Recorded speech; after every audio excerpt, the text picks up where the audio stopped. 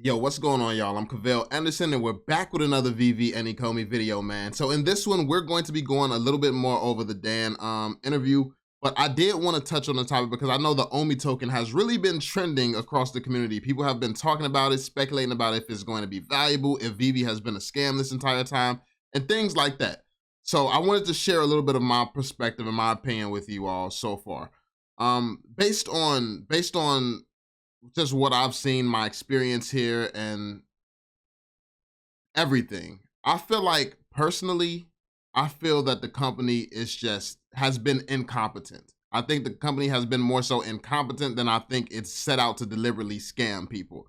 I think that they have great ideas and they are ideas that they feel is great, but then when they realize what's actually behind it, it turns out to not be so great. So you look at this world that they're getting into, crypto, NFTs, Web3, all of this stuff that VeVe is trying to break into. I think the idea is revolutionary. I think that they were forward-seeing enough, they were innovative enough where they saw what needed to be done to an extent, but I don't think that they had the foresight to see regulation. I don't think that they had the foresight to consider what it would take to do certain things. And I think that they really thought that at some points, maybe they could do a lot more than they will actually be capable of doing.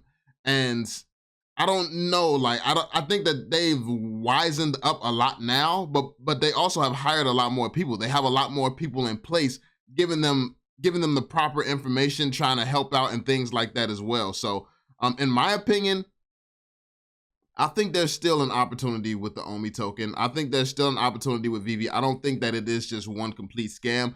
I do think that they were kind of foolish with all the stuff that they wanted to do, especially within the time frames that they wanted to do it.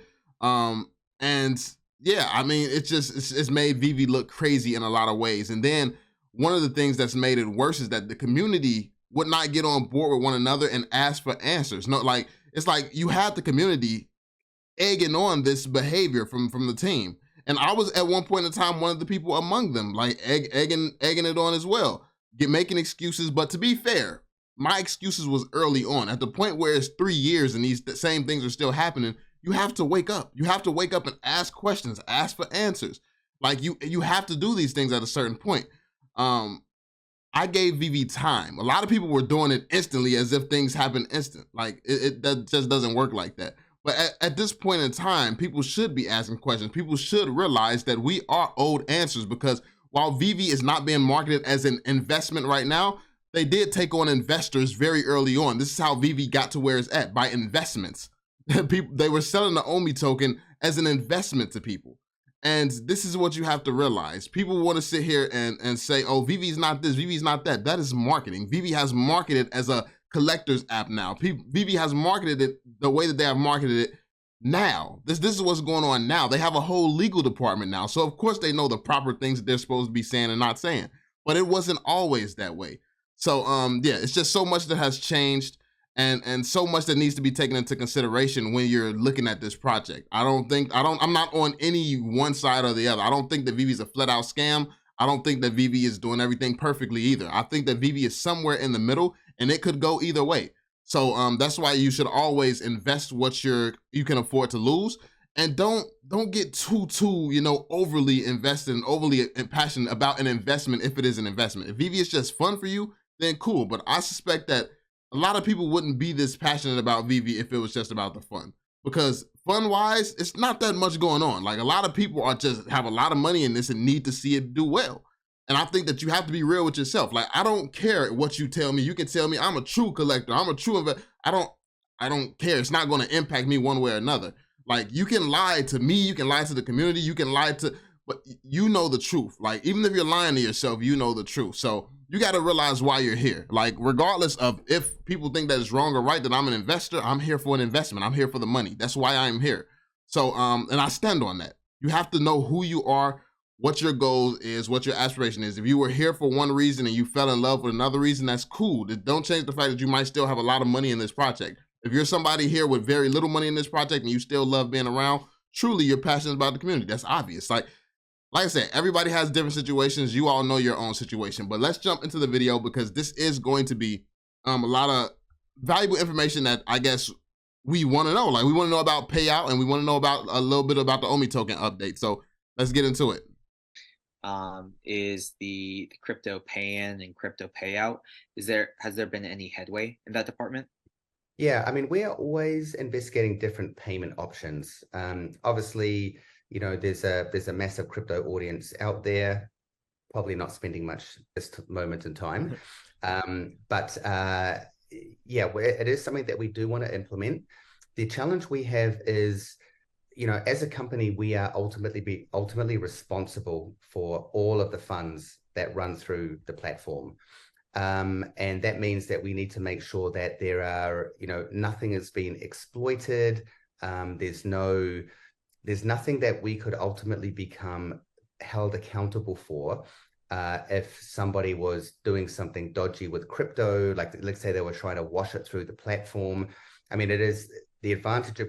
And also, you got to take into consideration, like, based on what he's saying right now, you got to think about the business that they have. Now, I'm no expert in all their other businesses, but I don't believe that they have done a business like VeVe. No business like VeVe exists, where you're inside of Web3 a little bit, you're inside of crypto, you're inside of old school licensing, you're bringing all these things together. Like, this business has never been done before, so they're still learning so much in so many different ways. So I think that they are strong in certain areas of business, but it's like having somebody who's really, really good in real estate, that don't mean that they're going to be good in the stock market and trading and stuff like that. No, it's like it's two completely different things. It may be some overlap there in some ways, where you may, if you're from the real estate community, you may know a good stock to invest in as far as real estate goes, but it's like it's not the same thing. So businessmen who are competent in one area doesn't mean that that carries over. So I think that a lot of the ignorance shown throughout the VeVe from the higher ups and from the CEO and Dan in certain areas and stuff like this, I think that it's just that they don't know this business. No one could possibly know this business. They're still building, they're still being created. Not only is this a new business, this is a concept that's never been done before. So, I mean, it is a lot to learn. So I can see that. But I mean, there's certain things that like under the table deals and stuff like that, moving shady, like that's obviously going to bother people. Like, it's like certain things there's no excuse for. But for the most part, I think a lot of what VeVe has done is pretty much incompetent. But I think stuff like under the table deals and stuff like that, that's the stuff that looks sketchy. It looks sketchy and it looks weird, because it's like, we can excuse, oh, you didn't know this, you didn't know that. You can't control regulations, but you can control doing shady stuff. You can control telling people the OMI token gonna blow up while you're secretly selling it. Like, what? Like, what's going on? But yeah, so yeah. Crypto it's anonymous, and the disadvantage of crypto is that. And this is what this made me think of. This was reminding me of, the whole little in-app, the gems, the situation that happened where gems was being sold for cheap prices because it was like dirty money or whatever. Like, it was a little glitch that happened in VeVe where, gems was very cheap for a certain amount of time. I think that is what VeVe's learned from, and that's why they're taking the approach that they take now. So this is what I'm saying. VeVe has learned the hard way, getting hit in the head and then learning after they've been hit in the head. And that's what they do. They get hit in the head, and then I think that they get too safe. They get too safe. So, I mean, yeah. But, I mean, better safe than sorry, I guess. But you also have to draw that line between, you got to be innovative as well. So how do you be innovative and safe and not take forever to deliver? So that it's anonymous. So, as a company, we do have to be very careful on what payment goes through the platform. So we do have payment providers, we do have platforms, technologies. We also are very considerate at the moment of, what is happening in the regulatory space.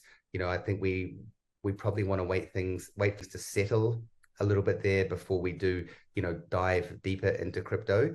But I'm a massive believer in crypto personally. Like, I think it is going to be, the financial way of the future. I would love to be able to offer crypto. But again, it's not just like me ringing up Dave saying, hey, Dave, let's not do crypto. There's a lot of factors that go on behind the scenes as to why we can't do it. I mean, even when we had crypto pay-in last time, there was a lot of exploits, a lot of dodgy stuff going on. And the problem is that, the small group of people actually ruin it for everyone. it's very, very unfortunate. Yeah, that's the primary reason. But hey, the future is open, and I do hope that is something that we can offer. Thank you. Yeah, so basically he just confirmed that they get hit in the head, then they learn their lesson, and then they take extreme steps to protect themselves. And then they just like, yo, let's not take that risk. Let's take it slow. I just hope they don't take it too slow. I mean, it needs to be some level of risk. You have to take some level of risk in business. Now, I understand where VeVe's at. I understand the power of these licenses and magnitude of these licenses and stuff like that. But somebody brought up a very good point. Like, my biggest mindset has been, oh, they don't want to put the licensors at risk. But not delivering on your promises also put the licensors at risk as well. Because what if people feel like they've been scammed by the OMI token and then you still get sued by a class action lawsuit or something like that? And it's like, you could get fined by the SEC, but I feel like if your own community comes after you or if the SEC comes after you, I feel like it's equally a bad look for any of the brands that you're partnered with. So, I mean, you never know. Like you really never know. But that's where that fine line, like, would you rather, like, honestly, you probably would rather get hit by your own audience than the SEC though, you know, because you can always get a new audience and explain to that new audience that they were just impatient. What about when the SEC hits you? That's serious, you know? So, and that's just the sad truth. Like with an idea like VeVe, we have the potential to be insignificant. Like we all do. We all are replaceable with the IP is just too powerful. There's too many fans of it. That's what it is. So if they make the right moves, no matter when they make it, VeVe can blow up at any moment. That's the type of potential that VeVe has because of the IP that they have. So I mean, yeah, like we're less significant than getting hit by the SEC. So I mean, it's a tough situation to be in. Thank you for that. Yeah. So talking about crypto, many people in the community are wondering about the progress of OMI and then particularly the OMI utility program. Can you talk about that? Yep, absolutely. I mean, so as we've mentioned, you know, we've got teams on the OMI rollout at the moment. There's quite a few phases to this, and that might seem the reason why it seems like some of these features are taking a while to come out. But you know, in the earlier days, going back earlier in the year, there was a lot of work done on, you know, just the fundamentals, you know, our smart contracts, how everything works, just the structure of our whole sort of underlying blockchain system. And the reason we needed to focus on that is to make sure that we are able to offer and deliver the items that we have, you know, outlined in the OMI utility program. So obviously we've already most of that side of it's been completed. We've rolled out the OMI staking program, which, you know, allows you to get more MCP points. Bronze tickets is in development right now. And obviously all of the scoping, et cetera, has started around the OMI 2 NFT side of things, and then obviously beyond. So I know it might seem slow, but just keep in mind everything's slow with VeVe.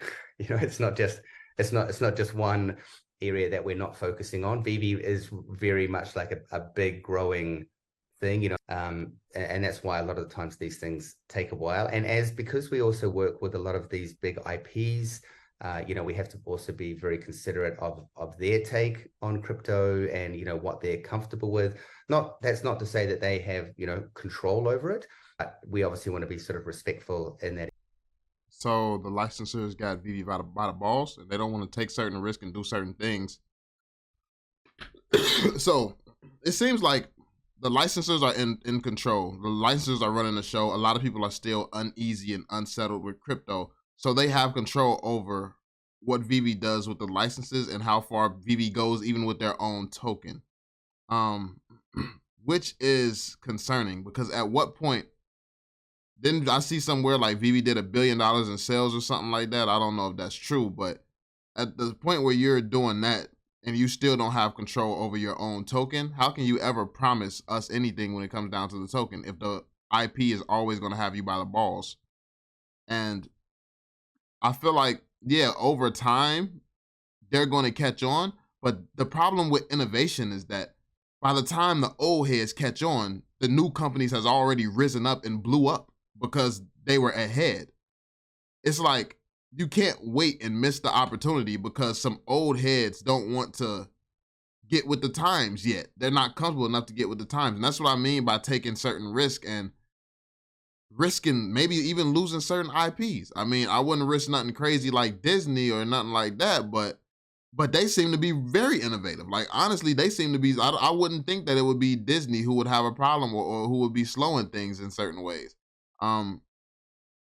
So yeah, I don't know. Like I said, it's a tough situation. It feels like everything is going back to the IP, but I don't know. I definitely don't know. I just feel like when does VeVe have its own power back? That area. So it's all still underway. It's all happening in the background. I mean, what could I say? You know, we are slow at VeVe, but it's because we've got a lot going on. Has the team for OMI gotten bigger, or have you focused more resources on that front just to get? I'm curious how he's gonna answer this, because if the team for OMI has gotten bigger and there's still nothing going on, it's like, that's crazy. That's crazy. More features rolling out now that the company has been growing quite a bit? Yeah, we absolutely have. I mean, typically we have like 3 features going at once on OMI, and it's all a balance. You know, like we can't go 90% of the company into OMI, because if we're not producing collectibles or VeVe, then, you know, what's the point of OMI? So it's very much about like a resource allocation on, you know, where. So you put 90% into VeVe and what, like 2% into OMI? Like, what is actually being done for OMI? Then that's the problem. Like you said, it has to be balanced, but really balance for VeVe is the collectibles pay the bills. That's what we care more about, more so than the holders of this token that we sold a dream at the beginning, and is the reason that VeVe even exists. This is why people have a problem with VeVe and feel like it's a scam, because your priorities is kind of weird. If you knew that these companies would have you by the balls, why make promises to OMI holders? And this is where you kind of, I see where VeVe is coming from, but at the same time, you got to see where the community is coming from. And that's the problem that I have with a lot of haters in the community. It's like you can only see one side, and that's usually VeVe's side. You can't see the other side. You realize that the OMI token was sold before the VeVe app was even completed. So you had people holding this token years before the app itself even came out. The app was delayed. Like, VeVe was slow even getting the app out. Like, holders was holding the OMI token, and then the app was delayed. So you had people holding this token years before the VeVe even existed. So imagine 3 years after VeVe has started existing, and those same holders have gotten nothing for buying that OMI. It would suck. Where we need to be spending our time and money. And there's going to become a time where we've got all of the bulk of what we need to do for VeVe. Obviously, there's always going to be new features coming along, and then we can start focusing a bit more on the OMI side of things. So yeah, I know everybody out there wants to know. So new features are going to come along, then they can focus on the OMI side of things. It seems like they're putting OMI off as long as possible, or as long they're just trying to get clarity on the full crypto space. They're trying to, the clarity when it comes down to regulations, the IP licensors and stuff like that. Seems like they're pushing OMI back as much as they can, because they don't know what to do. It seems like they're still incompetent when it comes down to OMI and how they can make that fit in and how they can make that work. Basically, I don't think they have their balls. When is it going to happen? What's going to happen? But, you know, we have produced the OUP, and that is still our roadmap. Yeah, sad to say, it's just going to happen when it's going to happen. I've given a couple of deadlines today, which I'm already feeling nervous about. I might have to go and disable my Twitter account. But yeah, just rest assured, it is all still happening in the background. So yeah, that was tough to hear. But honestly, I love the truth. I love the truth. There was a lot of truth in what was said right here. I can appreciate hearing the truth. I don't know how other people will feel about it, but then again, y'all know me. I'm not over leveraged in VeVe anymore. I'm not over leveraged in OMI. Like, I got in, got out, and I'm playing with house money now. Like whatever happens, happens. I don't have to care. I'm playing with house money now. So yeah, but That's tough. Let me know what you all think and how you all feel about this in the comment section down below. Be sure to drop that thumbs up, subscribe, and turn on notifications, and I will catch you all on the next one. Peace out, fam.